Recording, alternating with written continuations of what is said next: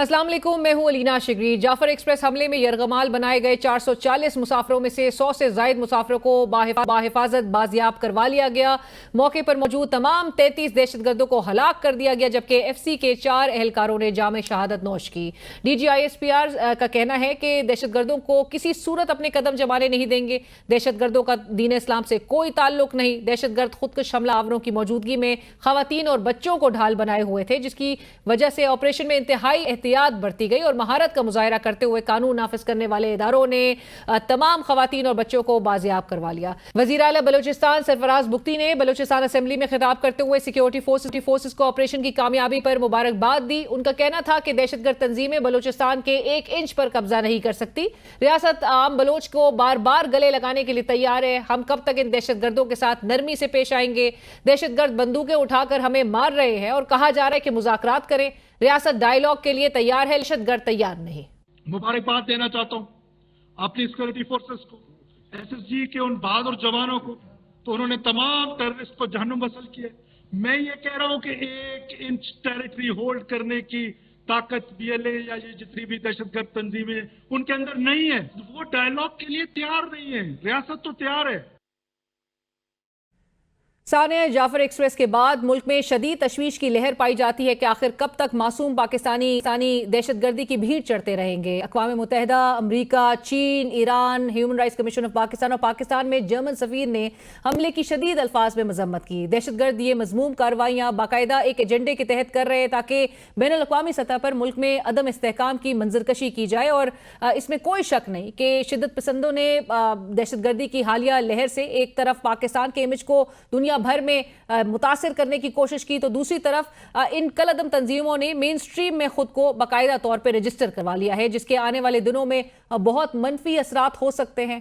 बलूचिस्तान के दहशतगर्दों के इस एजेंडे को परवान चढ़ाने में रिवायती तौर पर भारतीय मीडिया कलीदी किरदार अदा करते हुए नजर आ रहा है। अक़वाम मुत्तहिदा में पाकिस्तान के मुस्तकिल मंदूब मुनीर अकरम साहब ने गुज़िश्ता रोज सलामती काउंसिल में खिताब करते हुए कहा था कि मुल्क में 20 से ज़ायद दहशतगर्द ग्रुप्स फाल हैं, जिनको लॉजिस्टिक सपोर्ट अफगानिस्तान से हासिल है। हम आदाद शुमार सब रखते हैं, मगर शायद हम क्लैरिटी नहीं रखते कि आया इन लोगों के साथ बात करनी है, मुज़ाकरात करने हैं, या फिर उनके खिलाफ एक फुल स्केल ऑपरेशन दायमी एक हल है। आज मुल्क को सबसे ज्यादा जरूरत कौमी इत्तेहाद की है, लेकिन ये कौमी इत्तेहाद कैसे पैदा होगा? आज सियासी मुखालफीन में पोलराइजेशन इस इंतहा को पहुंच चुकी है कि चाहे बुरी मईशत गरीब आवाम का निवाला छीन ले, हमारी सियासी जमातें पॉलिटिकल पॉइंट स्कोरिंग में मसरूफ नजर आती हैं।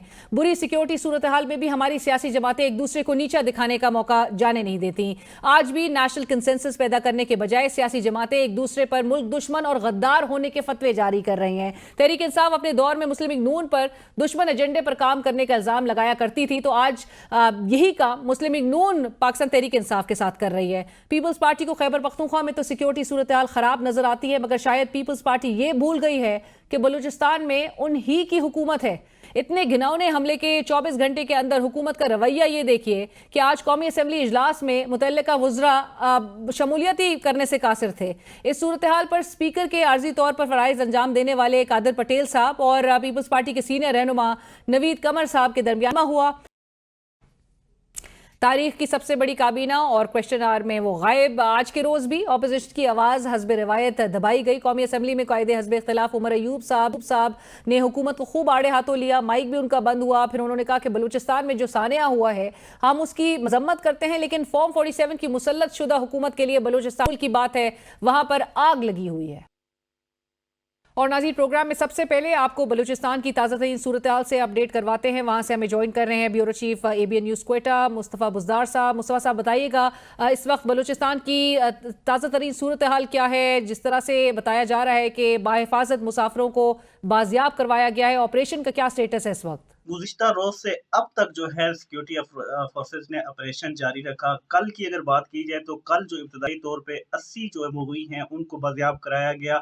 उनमें जो 57 जो बाजियाब होने वाले मुसाफिर थे वो रात गए क्वेटा पहुंचे हैं। इसी तरह रात भर जो है ऑपरेशन जारी रहा। रात भर सुबह तक जो है 155 जो मुगवी हैं वो बाजियाब हुए थे। आज असर से मगरिब के दरमियान तक मजीद जो बाजियाब है मुसाफिर वो कराए गए हैं। मगरिब तक जो है 190 के करीब जो मुगवी हैं वो बाजियाब हो चुके थे। अब तक जो इतलात मौसूल हो रही हैं वो ये हैं कि सिक्योरिटी फोर्सेस ने इलाके को घेरे में ले रखा है। जो मुसल्लह गिरोह हैं उनका उनकी जो ताक़ुब है वो जारी है, उनके गिर्द जो घेरा है वो तंग कर दिया गया है। इब्तदाई इतलात के मुताबिक 30 से ज़ायद जो ख़वारिज हैं, जो मुसल्लह गिरोह है वो उनके जो करिंदे हैं वो जाँ बहक हुए हैं, हलाक हुए हैं। और इसी सूरत-ए-हाल पे बात करेंगे। सीनियर रहनुमा पाकिस्तान पीपल्स पार्टी सलीम मानीवाला साहब हमें ज्वाइन कर रहे हैं। सलीम साहब अस्सलाम वालेकुम, बहुत शुक्रिया प्रोग्राम में ज्वाइन करने के लिए। सलीम साहब, गुज़िश्ता रोज़ जो ये वाक़या पेश आया इंतहाई अफसोसनाक, अख्तर मिंगल साहब हों और दीगर हों, वो सब बलूचिस्तान हुकूमत से सवाल रेज़ हो रहा है और कहा जा रहा है, मिंगल साहब तो कहते हैं कि कोई भी अब एक ऐसा इंच भी बलूचिस्तान का ऐसा बचा नहीं है कि जहाँ पर हुकूमत वहाँ की अपनी जो अथॉरिटी है वो क्लेम कर सके, और अब वो समझते हैं कि ये बियॉन्ड कंट्रोल है वहाँ की सूरत हाल। सर, ये तवातर के साथ ये जो बिगड़ती सूरत हाल है बलूचिस्तान की, इस पर क्या कहेंगे आप? देखिए जी, मैं तो समझता हूँ कि ये बलूचिस्तान में जो कुछ हो रहा है ये डेफिनेटली कोई नॉर्मल बात नहीं है। This is a very abnormal situation, और जो भी इसको स्पॉन्सर कर रहा है और जो भी ये चीज़ें करवा रहा है, ये मेरी नज़र में बड़ी ख़तरनाक हैं। और इसको not only provincial government but federal government and establishment को इसको बड़ा सीरियसली लेना चाहिए, क्योंकि this can lead to a serious problem in Balochistan. And अगर इसको हम सीरियसली नहीं लेंगे तो it can create problems for the whole country. Right, but Saleem sahab, हमें जिस तरह से बताया जा रहा था कि जो तमाम एविडेंसेस हैं, जो इंटरसेप्ट्स हैं जो मौसूल हुई और जो इनके पास मौजूद है सिक्योरिटी फोर्सेस के पास, ये दहशतगर्द राब्ते में थे, अपने जो मास्टरमाइंड्स हैं जो कि अफगानिस्तान में उनके साथ राब्ते में थे। सो तमाम चीज़ें, इंटेल, सब कुछ हमारे पास मौजूद है, और तवातुर के साथ मुनीर अकरम साहब हों और दीगर हों, वो सलामती काउंसिल तक में इस पर आवाज़ रेस कर रहे हैं कि अफगानिस्तान में किस तरह से ये जो कलअदम तंजीमें हैं 20 से ज़ायद के करीब, वो पाकिस्तान के खिलाफ इस किस्म की कार्रवाइयों में मुलव्वस है। तो हम क्यों नहीं पूरी इंटरनेशनल कम्युनिटी को भी ये बावर करवा पा रहे कि जो इस वक्त हालात हैं इसमें, और ये जो एक पूरा नेक्सस है जो कि पाकिस्तान को डिस्टेबलाइज करने की तरफ है, उसको कंडेमनेशन से आगे बढ़कर उसके खिलाफ इकदाम लेने की जरूरत है। बिल्कुल सर, मगर हमने पहले तो देखें, बाहर तो हम ये ज़रूर इशू उठाएं, यूएन में भी उठाएं, हर जगह उठाएं, मगर मसला तो हमारा इंटरनल कि ये कौन करवा रहा है और क्या कैसे किया जा रहा है। तो हमें उस पर एक्शन लेना चाहिए इंटरनली, और हमें we should take these people to task, क्योंकि जब तक हम इनको we will not react in a very strong way, ये मैटर और बढ़ेगा, ये कम नहीं होगा। तो हमें इस पे सबको ऑन बोर्ड लेना चाहिए और इस पे एक्शन लेना चाहिए। Action it require serious action. Right, but Saleem साहब, बिलावल साहब जो कि मुसलसल तनकीद कर रहे हैं खैबर पख्तूनख्वा हुकूमत पर दहशतगर्दी को रोकने में कि वो नाकाम रही, उनकी तवज्जो सूबे के अंदर सिक्योरिटी मामलात पर नहीं, अपने सिर्फ बानी चेयरमैन की सियासत को चमकाने के लिए उनकी तमाम तर तवज्जो है। क्या ये बलूचिस्तान हुकूमत के बारे में नहीं कहा जा सकता? देखें, बलूचिस्तान हुकूमत का तो कोई और एजेंडा नहीं है ना, वो इसलिए ये तनकीद कर रहे हैं क्योंकि उनको और इन चीज़ों पे कोई फोकस नज़र नहीं आता। वो तो हुकूमत ये जंग लड़ रही है, बलूचिस्तान की हुकूमत, उनका तो कोई और एजेंडा है नहीं। उनका तो यही एजेंडा है कि बलूचिस्तान में स्टेबिलिटी आए, बलूचिस्तान में पीस आए, बट उनको वसाइल चाहिए, उनको सपोर्ट चाहिए। अकेले प्रोविंशियल गवर्नमेंट तो इस सिचुएशन को टैकल नहीं कर सकती। अकेली जहां पर आप कह रहे हैं कि प्रोविंशियल हुकूमत वो टैकल नहीं कर सकती, इसमें वफाक को भी और तमाम को ऑन बोर्ड लेने की ज़रूरत है। आज सीनियर सियासतदान इस मुल्क के सदर मुमलिकत जनाब आसिफ अली जरदारी साहब को ये मशवरा दे रहे हैं कि वो APC इस पे कॉल करे।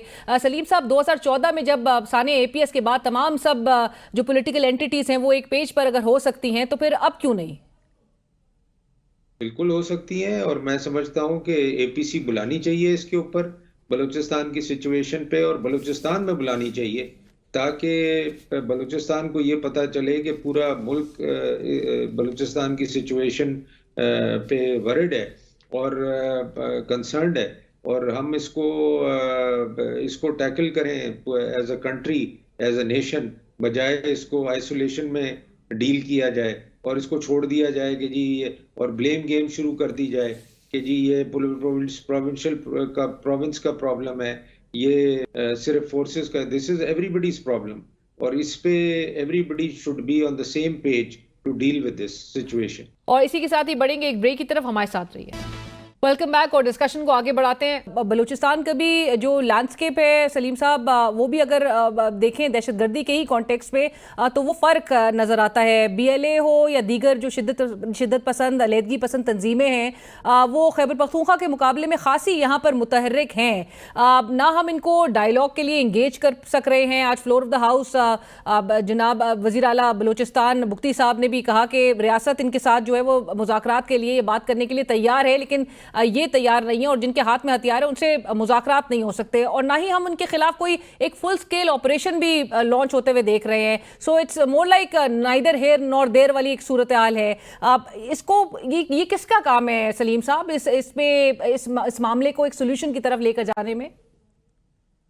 देखिए जी, ये आप बिल्कुल सही कह रही हैं और इसको हमें सीरियसली लेना पड़ेगा। इसको फेडरल गवर्नमेंट को और प्रोविंशियल गवर्नमेंट को इसको सीरियसली लेना पड़ेगा, और मैं समझता हूं कि अगर इसको सीरियसली नहीं लेंगे तो ये और हालात ख़राब होंगे, ये बेहतर नहीं होंगे, क्योंकि हम यही देखते हैं कि इनकाउंटर होता है, चीज़ें होती हैं, उसके बाद फिर कोई ना कोई नया इंसिडेंट होता है। तो इसका मतलब ये है कि ये चीज़ एज इट इज़ रुकने वाली नहीं है कि वन ऑफ कोई आपने ऑपरेशन कर दिया उससे ख़त्म हो जाएगा।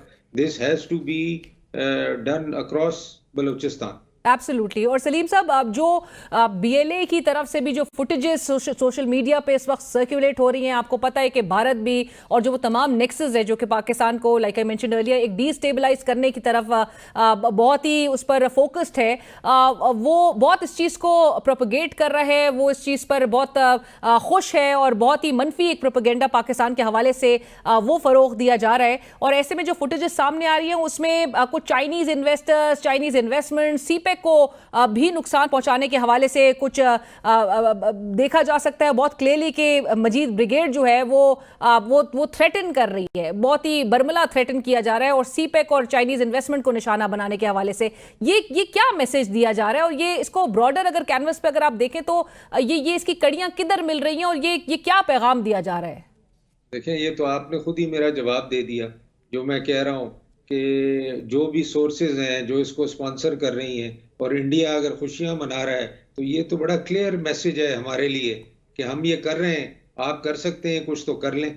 तो ये तो आपने मेरा जवाब दे दिया, और मैं यही कहना चाह रहा हूँ कि ये सारे लोग स्पॉन्सर्ड हैं, और ये जो भी स्पॉन्सर कर रहा है और जो भी इसके अंदर ये गेम खेल रहा है to destabilise Balochistan, to destabilise Pakistan, वो खुद ही सामने आके ये कह रहा है कि जी ये प्रॉब्लम है पाकिस्तान में, और ये उसको इनडायरेक्टली सेलिब्रेट किया जा रहा है। तो ये तो बड़ा क्लियर है कि ये बाय डिजाइन हो रहा है सारा कुछ। ये कोई, this is not by the will of the people of Balochistan, this is by design. Right. और सलीम साहब, मतलब all the more reasons for political entities to get together, to unite against these forces, these elements जो कि ये पाकिस्तान को गैर मुस्तहकम करने की कोशिशें और साजिशों में मसरूफ है। और इसके लिए वो जो हम बात कहते हैं, और आपने भी इसको इंडोर्स किया कि APC बुलानी चाहिए। आप ये रवैया जो माजरत के साथ हमारी जो सियासी जमातों का है, चाहे वो बरसर इक़्तिदार हो, इस वक्त नून लीग भी तमाम तर जो उनका फोकस है वो इस वक्त एक पाकिस्तान तहरीक इंसाफ, इमरान खान साहब, और उनसे लिंक किया जा रहा है इन दहशतगर्दों को। पाकिस्तान तहरीक इंसाफ है जो कि हमारी सिक्योरिटी एजेंसीज को निशाना बना रही है कि जी एक सिक्योरिटी फेलियर था, सिक्योरिटी इंटेलिजेंस की जो तमाम तर फोकस है वो पाकिस्तान तहरीक इंसाफ के वर्कर्स को की गिरफ्तारी पर। सो ये एक, आप नहीं समझते कि कंडेमनेबल एक रवैया है? इस रवैये से आगे बढ़ने की जरूरत है। देखें, इन चीजों के ऊपर जब भी हमने सियासत की है ना, या सियासी पार्टियों ने सियासत की है, तो हमें नुकसान ही हुआ है, पाकिस्तान को नुकसान हुआ है। This is a Pakistan issue, this is not a political party issue. Absolutely. तो ये APC बिल्कुल बुलानी चाहिए। नहीं आती इसके अंदर, that party is trying to say कि हम इंटरेस्टेड नहीं है पाकिस्तान में, हम इंटरेस्टेड नहीं है पाकिस्तान की स्टेबिलिटी में। तो ये मैं समझता हूं कि इस पे कोई कॉम्प्रोमाइज किसी किस्म का भी नहीं होना चाहिए, पॉलिटिकल और अदरवाइज। राइट। और सलीम साहब, आखिर में गुज़िश्ता रोज़ जो ये खबर सामने आई कि वज़ीर आज़म शहबाज शरीफ साहब ने 9 अरब रुपए की जो स्वाबदीदी फंड्स हैं वो बिलावल साहब के लिए एलोकेट कर दिए, मख्तस कर दिए हैं। इस हवाले से ज़रा 2-3 सवालात हैं। अब जो आपने देखा कि फ्लोर ऑफ द हाउस सदर मुमलिकत जनाब आसिफ अली जरदारी साहब ने सिंध की जो नहरों का मामला है, वो जो कंसर्न्स थे पाकिस्तान पीपल्स पार्टी के भी और सिंध की आवाम के, उनको floor of the house raise किया था अपने एड्रेस में जॉइंट पार्लियामेंट के सेशन के दौरान। अब इस एलोकेशन के बाद वो जो तनकीद थी जो वफाकी हुकूमत पे थी और उनके ऊपर जो उनकी जो कहा जा रहा था कि जी वफाक पर ये एक निशान लग रहा है, वो अब निशान नहीं लगेगा कोई? नहीं, देखें, 2 सेपरेट इश्यूज हैं। अगर कोई फंड्स एलोकेट होने थे किसी चीज़ के लिए तो उसका इस चीज़ से कोई ताल्लुक नहीं है। वो तो हमारा एक ऑनगोइंग इशू है जो हमने एग्री किया था इस गवर्नमेंट के साथ। जो चीज़ें हमारी डेवलपमेंट की होनी थी या चीज़ होनी थी, कोई फंड किसी को पर्सनली कोई नहीं दे रहा। ये सारी चीज़ें एक एग्रीमेंट के तहत ये गवर्नमेंट बनी थी, एक अंडरस्टैंडिंग के तहत एक गवर्नमेंट बनी थी। तो वो कोई बिलावल साहब को कोई चेक लिख के नहीं दे रहे, वो वही प्रोजेक्ट्स हैं, वही चीज़ें हैं जो सिंध ने या उस वक्त हमारी कोलिशन ने एग्री की थी। तो ये उसी का हिस्सा है। बाकी जहां तक कनाल्स का और पानी का इशू है, ये तो इशू काफी महीनों से चल रहा है और इसमें ये प्रोविंस टू प्रोविंस इशू है मोर देन एनीथिंग एल्स। तो ये अगर इशू उठाया गया है तो इसको भी एड्रेस करना जरूरी है। और इस पर अभी तक कोई गुफ्तगू नहीं हुई और अब तक एतमाद साजी नहीं हो सकी? नहीं, मेरा ख्याल है इस पे गुफ्तगू हो रही है, ऐसा नहीं है कि गुफ्तगू नहीं हो रही, बट अभी तक कोई फाइनल अंडरस्टैंडिंग इस पे नहीं हुई है। और उसी की वजह से प्रेसिडेंट ने भी इसका जिक्र किया है कि प्रोविंसेस के बीच में इस टाइप की सिचुएशन क्रिएट नहीं होनी चाहिए कि प्रोविंसेस एक दूसरे के खिलाफ हो जाएं, because this is more a provincial issue, it's not a federal issue. Right. और सलीम साहब, क्या ये उम्मीद भी रखी जा सकती है कि ये जो रकम एलोकेट हो रही है, इसमें से चंद पैसे या थोड़े से पैसे बलूचिस्तान के अंदर जो सिक्योरिटी सूरत हाल है उसे बेहतर बनाने, उस इंफ्रास्ट्रक्चर को ठीक करने में और सिक्योरिटी एपरेटस जो जदीद बुनियादों पर आपको वहां पर खड़ा करना है, इस हवाले से भी खर्च होंगे? देखें, बलूचिस्तान का जहां तक इशू है ना, आज तक बलूचिस्तान को एनएफसी में भी हम सिक्योरिटी को, केपीके को हम अलग से फंडिंग करते हैं और ओवर एंड अबव अगर इस किस्म की कोई चीज रिक्वायर्ड होगी तो वो provinces will contribute to Balochistan. Balochistan के लिए कभी किसी प्रोविंस ने कंट्रीब्यूट करने में मना नहीं किया या फेडरल गवर्नमेंट ने।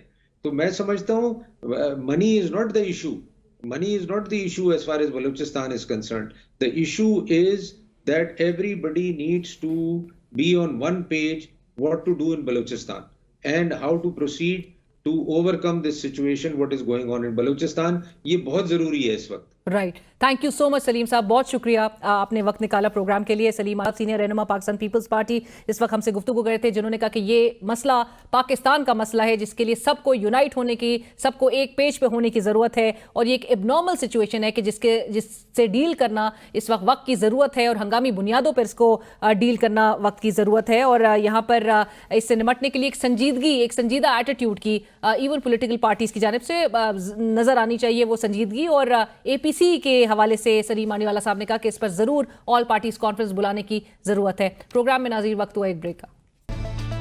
और नाज़रीन, इस वक्त हमें प्रोग्राम में ज्वाइन कर रहे हैं साबिक वफाकी वजीर सीनियर सियासतदान फवाद चौधरी साहब और उनसे गुफ्तगू करेंगे और इस पूरी सूरत हाल का हल क्या है, सोल्यूशन क्या है, किस तरह से निकाली जा सकती है, किस तरह से बलूचिस्तान में अमन को बहाल किया जा सकता है, उस हवाले से जानेंगे। फवाद साहब अस्सलाम वालेकुम, बहुत शुक्रिया प्रोग्राम में ज्वाइन करने के लिए। फवाद साहब आइडियली तो मैं ज़रा चाहूँगी कि ब्रीफली इस सिचुएशन तो कैसे पहुँचा गया उस पर भी ज़रा एक रोशनी डालिए। और जो सिविलियन क़यादत है, क्या उसको इस बात का इदराक नहीं है कि मामला इस नहज पे आ गया है कि जहां पर दहशतगर्द आए दिन रियासती रेट को चैलेंज कर रहे हैं? हम एक ऑपरेशन तो सक्सेसफुल बना देते हैं लेकिन उससे आगे करना क्या है? आज भी एक रूटीन के मुताबिक ऐसा लग रहा था इस मुल्क में प्रोसीडिंग्स जारी थी, अपोजिशन एक तरफ कहती रही कि जी आप एजेंडा आज का मंसूख करें और इस मामले पर डिबेट होनी चाहिए, जो कि नहीं हुई अनफॉर्चुनेटली।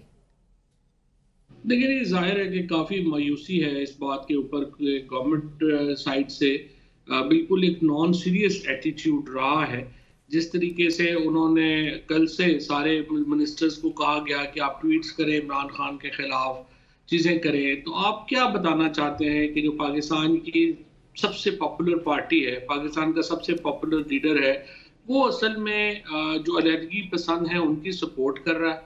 इससे आपका केस मजबूत होता है या कमज़ोर होता है? मेरे ख्याल में जिसने भी ये फैसला किया सोच समझ के नहीं किया, और सिर्फ एक यही चीज़ है कि आप धकेल रहे हैं लोगों को, और यही प्रॉब्लम है कि आपको समझना यही है कि देखिए रियासत के पास ना मुख्तलिफ टूल्स होते हैं इश्यूज को हल करने के। किसी जगह के ऊपर एस्टेब्लिशमेंट को आगे किया जाता है, किसी की जगह के ऊपर पॉलिटिशियंस को आगे किया जाता है, कहीं पे और ब्यूरोक्रेसी और जुडिशरी टैक्टिक्स लगाए जाते हैं। इस वक्त ये समझने की जरूरत है कि ये जो प्रोजेक्ट बलूचिस्तान में जो एस्टेब्लिशमेंट के हवाले था उसमें उतनी कामयाबी नहीं मिल रही जितनी कि मिलनी चाहिए थी। लिहाजा आपको अपना टैक्टिक चेंज करने होंगे और आपको पॉलिटिशियंस को रास्ता देना पड़ेगा। और इसीलिए मैं कल से ये बात कह रहा हूँ कि देखें, आसिफ जरदारी पाकिस्तान के सदर हैं, उनको चाहिए कि अपनी पहले ज़ाहिर है एक एस्टेब्लिशमेंट और वो आपस में बात कर लें, और उसके बाद एक APC कन्वीन करें जिसमें आप इमरान खान साहब को बुलाए बगैर कोई APC बामानी नहीं हो सकती। जाहिर है कि आपको उनको बुला के उनका बातचीत करनी पड़ेगी, मशवरा लेना पड़ेगा। नवाज शरीफ साहब को बुलाएं, मौलाना फजलुर रहमान साहब को बुलाएं, और ये जो 4-5 लोग हैं ये फैसला करें कि बलूचिस्तान की कौन सी लीडरशिप है जिससे उन्होंने बातचीत करनी है और उसको आगे बढ़ाना है, और ये ही वो तरीका है जिससे आप इसको आगे लेके जा सकते हैं। जी, जो बलूचिस्तान का जो इशू है या जो प्रॉब्लम्स है ये नई नहीं है। सबसे पहला ऑपरेशन बलूचिस्तान में कायद-ए-आज़म मोहम्मद अली जिन्ना के हुक्म पे शुरू हुआ था, और उसके बाद बलूचिस्तान को सूबा बनाना ही इटसेल्फ मैं ज़ाती तौर पे समझता हूँ कि गलती थी। बलूचिस्तान सूबा था ही नहीं, रीजन्स थे। उनको आपको जिस तरीके से एक बनाया गया, एक 1 यूनिट क्रिएट करने के लिए आपने जो एक मशरकी पाकिस्तान के हक ख़त्म करने के लिए जिस तरह से 1 यूनिट क्रिएट किया गया और एक जाली इक्वलिटी बनाने की कोशिश की गई, उससे बलूचिस्तान का मसला जो है वो गंभीर हुआ और वो बाद में गंभीर से गंभीर ही होता चला गया। बट फवाद साहब, आज को जो वजीर दाखिला है मोहसिन नकवी साहब, और मैं कैपेसिटी पे ज़रूर सवाल करूंगी, आप तो उम्मीद कर रहे हैं कि एक ऑल पार्टीज़, और आइडियली आप सजेस्ट भी कर रहे हैं कि तमाम मेजर्स और स्टेप्स सजेस्ट करने के लिए तमाम पॉलिटिकल एंटिटीज़ को एक पेज पर होना चाहिए, और इमरान खान साहब के बगैर कोई भी मुज़ाकरात या APC जो है वो बामायने आपने जिस तरह से कहा कि नहीं हो सकती। मोहसिन नकवी साहब कह रहे हैं कि दहशतगर्द एक SHO की मार है। क्या जो सूरत हाल इस वक्त बलूचिस्तान की है और जिस तरह की गंभीर सूरत हाल बन चुकी है, क्या वाकई ऐसी बात है? देखिए, मोहसिन नकवी साहब को तो इसलिए आपको सीरियस भी नहीं ले सकते, पता भी नहीं उन्हें हो सकता कि एक तो जो इंटीरियर मिनिस्ट्री है वो बलूचिस्तान के मामलात को डील नहीं करती, ला ताल्लुक है उससे, और जो लोग करते हैं डिफेंस मिनिस्ट्री उससे पे ज़्यादा रेलिवेंट है, वो उनको चाहिए कि वो आए और जवाब दें और बात करें। इंटीरियर मिनिस्ट्री का इतना एक तो ताल्लुक नहीं, और मोहसिन नकवी साहब को तो जो ये गंभीर सिचुएशंस हैं पाकिस्तान की, उनको तो जाहिर है कि ये नहीं है कि उन्हें वो सिस्टम में कभी नहीं रहे, उनका जो बैकग्राउंड है वो अलाउ ही नहीं करता उनको कि वो कुछ सीरियस कमेंट कर सकें इस तरह के मामलात के ऊपर। आपने जिस तरह से इशारा किया कि पाकिस्तान तहरीक इंसाफ को, इमरान खान साहब को इस ये जो कलअदम जो तंजीमें हैं, शिद्दत पसंद तंजीमें हैं, अलहदगी पसंद तंजीमें, इनके साथ जोड़ा जा रहा है, इनके साथ लिंकेजेस बताए जा रहे हैं, जबकि एक तरफ हम ये भी सुन रहे हैं कि आपके पास तो बाकायदा तौर पर एविडेंसेस, इंटरसेप्ट्स अब मौजूद हैं कि अफगानिस्तान में इनके मास्टरमाइंड थे इन दहशतगर्दों के। लेकिन ये दहशतगर्दी का तो जो ताल्लुक है वो जाहिर है कि आपको भी पाकिस्तान में कुलभूषण जाधव जो जाहिर है यहाँ पे अरेस्ट हुआ है, उसके बाद से इसमें तो कोई दो राय नहीं है कि हिंदुस्तान वहाँ पे एक्टिवली जो है वो इन्वॉल्व है, और वो पाकिस्तान और चीन के खिलाफ एक प्रॉक्सी वॉर जो है वो बलूचिस्तान में हिंदुस्तान के वसाइल से लड़ी जा रही है, इसमें कोई दो राय नहीं है। लेकिन मुझे समझ इस बात की नहीं आ रही है कि इसकी जो हैंडलिंग है उसमें आप बजाय इसके कि आप कौम को इकट्ठा करें, हमारे यहाँ हुकूमत ही कौम को डिवाइड करने की एफर्ट जो है उसमें लगी हुई है। अगर आप में थोड़ी सी भी कोई कॉमन सेंस हो, अकल हो, आप इस वक्त जो है तमाम मेजर पार्टीज को एक प्लेटफॉर्म पे लाके पॉलिटिकल सपोर्ट देने की कोशिश करेंगे, जैसे जनरल राहील शरीफ ने APS के बाद किया था। जो उस वक्त की कॉन्फ्रेंस हुई थी, उस वक्त के आर्मी चीफ का जनरल राहील शरीफ का बहुत इंपॉर्टेंट रोल था कौम को इकट्ठा करने में। अभी भी मेरे ख्याल में ये बहुत इंपॉर्टेंट है कि हमारी जो एस्टैब्लिशमेंट है वो उसी रवायत के ऊपर अमल करे और पाकिस्तान को यूनिफाई करने की कोशिश करे, और हुकूमत को इससे बाज रखा जाए कि वो आप पॉलिटिकल अपनी मोटिवेशन के लिए जो है वो पाकिस्तान को मजीद सियासी तौर के ऊपर तकसीम करने की एफर्ट जो है वो करे। आई थिंक ये वाइज बात नहीं होगी कि आप अलहदगी पसंदों को इस तरह से साबित करें कि पाकिस्तान की जो सबसे बड़ी जमात है, जो मेन स्ट्रीम पॉलिटिक्स है, वो एक्चुअली वो अलहदगी पसंदों के साथ है। तो फिर तो आप जो हिंदुस्तान का जो नैरेटिव है या तो पाकिस्तान के मुखालिफों का जो नैरेटिव है, बयानिया है, आप उसको मजबूत कर रहे हैं। मेरा ख्याल है बहुत ही अहमकाना स्ट्रेटजी है। और फवाद साहब, पाकिस्तान तहरीक इंसाफ को भी किस हद तक जरूरत है इज्तिनाब करने की? अलीना देखें, एक तो तहरीक इंसाफ की लीडरशिप के अंदर एक कैपेसिटी इश्यूज है, और जो उनकी इस वक्त की लीडरशिप है उसको समझ नहीं है कि उन्होंने क्या चीज़ें करनी है, क्या चीज़ें जो है वो नहीं करनी। उमर अयूब साहब जो हैं, आज उनको जो तनकीदी तकरीर है वो कल परसों के लिए रख लेते तो बेहतर थी। आज उन्हें कॉपरेशन की बात करनी चाहिए थी, लेकिन दूसरे उनके अंदर कोई ऐसा आदमी है भी नहीं है कि जिसकी बात को सुनी जाए। दो अलबत्ता मस से कि मैंने ट्वीट्स देखी हैं, एक आरिफ अलवी साहब की जो बहुत अनइक्विवोकल थी, और दूसरी हमारे जो लीडर ऑफ अपोजिशन है बच्चर साहब, इन्होंने जो स्पीच जो अपनी बयान दिया है, ट्वीट किया है, ये दोनों बहुत जिम्मेदाराना बयानात थे। इसके अलावा अमूमी तौर के ऊपर तरीके इंसाफ में या तो लोगों ने बात ही नहीं की है, मतलब गौहर का मैंने नहीं देखा, सलमान राजा वगैरह का, इनका तो मैंने देखा ही नहीं है कि उनका क्या व्यू है या क्या नहीं है, लेकिन उनका इररिलेवेंट ही है, कोई उनकी हमने कभी सुना ही नहीं है कभी इशू के ऊपर। But nonetheless I think it was Asif Zardari साहब की रिस्पॉन्सिबिलिटी है अब भी, वो उनकी हुकूमत है। मैं सरफराज जो मुफ्ती जो है वो बड़े पाकिस्तान प्रो पाकिस्तान है, I have huge respect for him, लेकिन सच्ची बात यह है कि सरफराज मुफ्ती जो है वो नहीं इसको सॉल्व कर सकते, ना ही वो तवील अरसे से इन मामलात में हैं, लेकिन उनकी बस की बात नहीं है। इसके लिए बहरहाल आसिफ जरदारी साहब को ही इनिशिएटिव जो है वो लेने की जरूरत है, और भी एस्टैब्लिशमेंट से बात करें। हमारे जो मुनीर अकरम साहब हैं, जो पाकिस्तानी मुस्तकिल मंदूब अक़वाम मुत्तहिदा में, उन्होंने ये इंकशाफ किया कि 20 से ज़ायद दहशतगर्द ग्रुप्स इस वक्त फ़ाल है जिनको लॉजिस्टिक सपोर्ट अफगानिस्तान से हासिल है। कितना अलार्मिंग है, और अगेन आपकी वाली बात कि कितना फिर ज़रूरी बन जाता है इस पूरे सिनारियो में सबको इकट्ठे होना? एक तो पाकिस्तान के अंदर इकट्ठा होने की जरूरत है, और दूसरा देखिए आप ये भी आपको देखना पड़ेगा कि आप अपने हर हमसाये से भी नहीं लड़ सकते। आपके सवाए चीन के इस वक्त तमाम हमसायों से ताल्लुकात जो हैं वो कोई आइडियल नहीं है, या तो बहुत ख़राब है और या फिर दरमियान में है। देखिए ये भी हमें देखना है कि नई जो हमारी रीजनल पॉलिटिक्स है या इंटरनेशनल पॉलिटिक्स है वो जैसे डेवलप हो रही है, इस वक्त इंटरनेशनल पॉलिटिक्स में आपका जो इस वक्त जो रवायती किरदार रहा है वेस्टर्न ब्लॉक का हिस्सा होने से वो कमज़ोर हो गया है, और अब आपको अपनी डिप्लोमेसी में भी जो है वो सोचना होगा। मुझे जब पूरी दुनिया तालिबान के खिलाफ लड़ रही थी, आप उस वक्त उनकी हमायत कर रहे थे। अब जब वो हुकूमत में आ गए हैं तो अब हमने फैसला किया कि हमने इनसे भी लड़ना है। तो देखिए आप मेरी समझ से तो बाहर है कि इस वक्त हमारी रीजनल डिप्लोमेसी की क्या हमारा आखिर एम क्या है, और इंटरनेशनल डिप्लोमेसी में हमारा एम क्या है। हमारा जो फॉरेन ऑफिस है, अगर आप उसकी पिछली 6 महीने की स्टेटमेंट्स उठा के देखें, आपको समझ ही नहीं आएगी कि हमारी डायरेक्शन क्या है। हमें पता ही नहीं चल रहा कि हमने करना। एक दिन हम अगर आप प्राइम मिनिस्टर शहबाज शरीफ साहब का देखें तो वो अपने बैनुल अक़वामी लीडर्स के सामने यूं बिछे जाते हैं कि जैसे हमारी कोई हैसियत ही नहीं है, और फिर हमारी फ्रेंकली कोई वेस्टर्न ब्लॉक से, अरब ब्लॉक से जो सपोर्ट की तवक्को ये कर रहे थे वो भी नहीं मिली है। सो पाकिस्तान की इस वक्त फॉरेन पॉलिसी भी हेवे में है, हमारी सिक्योरिटी पॉलिसी जो है उसकी डायरेक्शन समझ नहीं आ रही। सो इसलिए जब तक पाकिस्तान की पॉलिटिक्स नॉर्मलाइज नहीं होगी, और आपको पता है अलीना कि जब तक एक लेजिटिमेसी है और एक पॉपुलैरिटी है, इस हुकूमत के पास दोनों ही नहीं है।